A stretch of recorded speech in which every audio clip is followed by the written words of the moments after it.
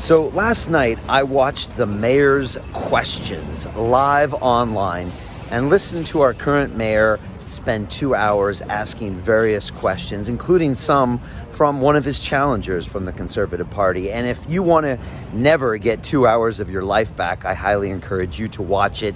I think about 140 people were watching it live on YouTube, which is pretty embarrassing in itself. But it showed me what is becoming more and more obvious about our current political system, because all I saw were bickering civil servants that were clocking in and getting their paycheck for throwing out their cursory objections to each other. And it was almost comical to see the Conservative go after the Labor, go after the Conservative, go after the Lib Dem, go after the Green Party, as our whole city council just traded these useless, thoughtless barbs at each other, and then probably called it a night, went down to the pub together and had a laugh while they collect their six-figure salaries from the citizens of this city who aren't even allowed to work because of their incompetence, their lack of leadership, which was obvious on the meeting, their disproportionate response to the virus, and total lack of science-based decision-making.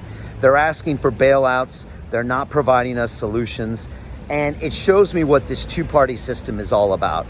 They give you the illusion of choice, yeah? You can choose this guy over here or this guy over here, but it's the same thing. Or it's the two different birds on this, two different wings on the same bird, as Ice-T would say when it comes to the two-party political system. It's the same nonsense agenda. It's the same crop of politicians with their vested interests and their one interest, which is to get elected again and keep going on, like I said, on these councils and these roles as politicians. And if it wasn't so funny, it's sad, is what it is. That's what I'm saying. If it wasn't so sad, it would be funny, because it's just shocking to see what this country has turned into in many countries around the world with this illusion of choice. We need to completely change the game. We've got to flip this business as usual political system on its head.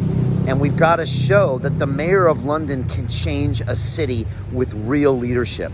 And right now, the mayor of London phones it in every day, answers some questions about noise pollution, whines and complains and points the finger at Boris Johnson, tells you not to go to work, and then he goes home. Next year, he'll ask for 10 billion pounds to bail out the transport of London, which was failing before COVID. And he'll do it over and over again. This has happened for 10, 20, 30 years in many of our politicians. We need to change that. We need to take London in a new direction. We need real leadership at the top. We need someone that can promote this city as a global hub of commerce. We really do.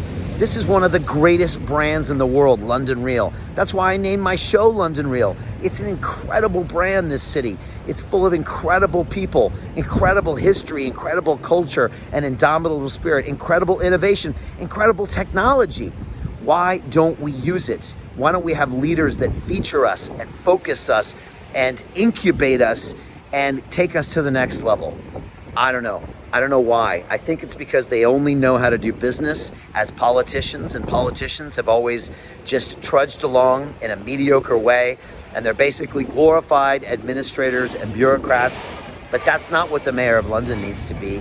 The mayor of London needs to be a leader, taking us in a new direction, bringing us new ideas that can reinvigorate the health of the city, the mental health, the focus, the mindset, the business. This is what a mayor should do. This is what I'm going to do on May 7th when you vote me in as your next mayor of London. And we, us together, the 9 million people here in London, the 60-some million people here in Britain, the billions of people around the world, are going to show what great spirit looks like, what fortitude looks like, and what real progress looks like when it comes to getting this city back to work, putting our health first, putting science first, putting our family first, putting education first. And that's what we're going to do. I'm so excited. We are moving into first place as we speak. The old party system is shaking in their boots, and yeah, they're going to come after us. But, take your best shot is what I have to say. The evidence is there. Our policies are clear. We take action. We have a history of taking action here. And everyone knows that this is the most intelligent choice forward. Let's get rid of you know, like I said, these career politicians, these city administrators with no vision for the future. And let's find someone who can really make a difference in this city. Leave your comments below. Tell me if you agree or disagree. Either way is fine. Share this video if it resonates with someone. More information coming soon on our website, brianformayor.london, as far as volunteering and next action steps. We're excited. I hope you are too. We will take London in a new direction and make this city world class once again. I promise.